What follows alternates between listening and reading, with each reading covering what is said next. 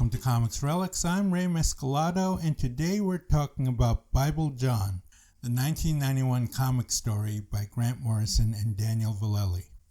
While Crisis UK was infamous for publishing Morrison's The New Adventures of Hitler, he also did another series for the magazine that's never been reprinted and mostly forgotten by fans. That would be Bible John, a forensic investigation of the murders that happened in Glasgow, Scotland in the late 1960s. I'm deeply fascinated by this work, but not because I think it's good. It's one of the worst misfires by Morrison, actually, but I admire it because this was such an unusual project for him to attempt. The first thing that's striking about Bible John is that Morrison chose a subject in the first place. This came out at the same time that Alan Moore and Eddie Campbell were serializing From Hell. But if anything, this whole notion of crime forensics, of looking at something from a detached perspective that has to do with violence, that most resembles the second appendix of From Hell, Dance of the Gullcatchers, which did not come out until 1998, 7 years later. Stylistically, the tone and visuals of Bible John recall another major work from another UK team, 1987's Violent Cases by Neil Gaiman and Dave McKean. Now, Gaiman and McKean also did Signal to Noise in 1989, and Mr. Punch would come out in 1994. So they already had an established style that people were familiar with.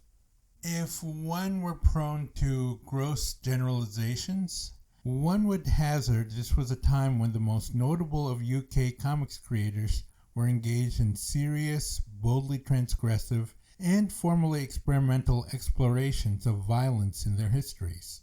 They're looking at it both socially and personally, the impact it would have on the world, not only in their own lives, but in its reach through history and especially media. Morrison had already attempted something very risky with The New Adventures, and Bible John looked to be taking things in a whole different trajectory. The narrative voice of Bible John tries to sound reportorial, clipped sentences, observations that alternate between the morbidly existential and verite details of urban decay. Morrison seems to be seeking out the vestiges and echoes in the tragic violence from 2 decades earlier, as the actual crime scenes have long since disappeared. But it feels forced and too removed from the work.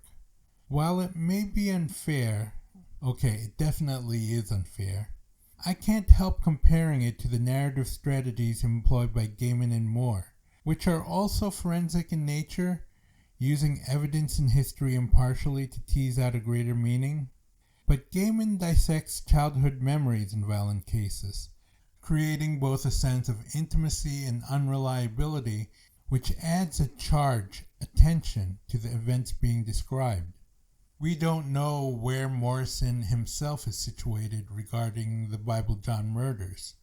He prefers being detached, but I think we lose something because of that. Now, Moore's Dance of the Gullcatchers struggles with the history of ripperology, and in Moore's case, it's more complicated. It playfully lampoons it while also admitting Moore's own complicity in the process. It winds up becoming historiography as a self-defeating circle jerk, where the quantum superposition of Jack and his murders loom wide over it. Again, in contrast, Morrison brings facts and suppositions and conjectures to the events he looks at, but what he lacks is conviction. What he lacks is his own place in telling the narrative of Bible John. Maybe that's what he wants with a sense of journalistic impartiality. Maybe that's what he believes a forensic work should do. But I definitely think some creative license would have helped. Because of this remove from the Bible John murders, we're often left wondering if there's still a there, so to speak, and what its significance is. Lives were lost, there was an impact on Glasgow, but what is that impact? For me at least, Bible John suffers from having the tone of a dilettante rather than an obsessive. Visually, Bible John looks a lot like subpar Dave McKean. The use of photo collage and of disturbing markings and juxtapositions aren't things McKean alone has done. Far from that. Bill Sankovich has done similar things in Comix, for example, and given it his own distinct stamp. Unfortunately, Daniel Vallely looks too much like McKean in Bible John, or at least does not distinguish himself from similar visual constructions that McKean has created by that point. It doesn't have a distinct visual sensibility behind it, more an attempt to create a certain effect, and that effect was done better by McKean in earlier works. According to the Lambiek entry on Vallely, Bible John was written with the help of a Ouija board and a cocktail of hallucinogenic drugs, but has been disowned by Vallely later on, end quote. Those things seem more suited to Morrison, though maybe both creators had partaken in these tools. Vallely afterwards became a photojournalist, and I'm not aware of any comic work he's done since. I get a sense of dissatisfaction then with what he accomplished with Bible John, and I really don't blame him. Ultimately, I think Bible John fails because Morrison is too caught up in just telling the facts. Ouija board aside, and I really don't know what that section was all about, he does not give himself the imaginative space to build a compelling fiction.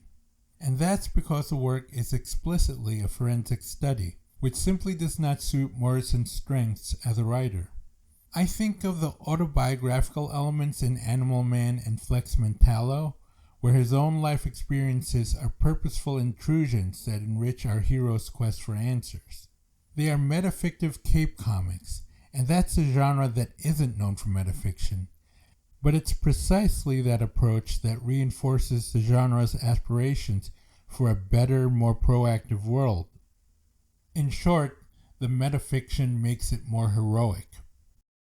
And in more politically minded works such as The New Adventures of Hitler and St. Swithin's Day, the real-life historical figures take on unreal qualities for a reason. New Adventures is a surreal farce about the risks of fascism imagined through its infamously monstrous lead, while St. Swithin's Day is about political violence and its roots in personal disconnection. All four of these works are unusual acts of sympathy, of connecting to people you otherwise would not expect to find emotional resonance with. I think that tension between factual elements and the narrative fictions enhance and sometimes define where that extraordinary sympathy comes from. And that's what I think is missing from Bible John because of its very nature, for what it explicitly tells us it will do. In that sense, it's admirable as an experiment and a stretching of boundaries for Morrison, but those boundaries are just not allowing him to be at his best. Thank you for listening, for indulging me. This is Comix Relix. I'm Ray Mescalado. Have a good day. Goodbye.